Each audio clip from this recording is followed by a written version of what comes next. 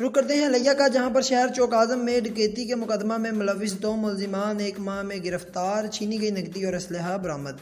DSP circle चौबारा हयात रशक की SHO चौक आजम मोहम्मद आबिद के हमरा थाना चौक आजम में प्रेस कॉन्फ्रेंस हुई।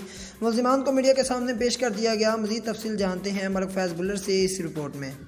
के शहर चौक आजम 1 माह कबल वेटरनी हथियात के गोदाम पर डकैती करने वाले 2 मुलजमान गिरफ्तार। DSP सर्कल चौबारा मोहम्मद हयात दरिशक की SHO चौक आजम मोहम्मद आबिद के हमरा थाना चौक आजम में प्रेस कॉन्फ्रेंस मुलजमान को मीडिया के सामने पेश कर दिया गया। मुलजमान जवेद और मजहर ने मालिक वेटरनी गोदाम इम्तियाज को दौरान डकैती फायरिंग करके जख्मी किया था।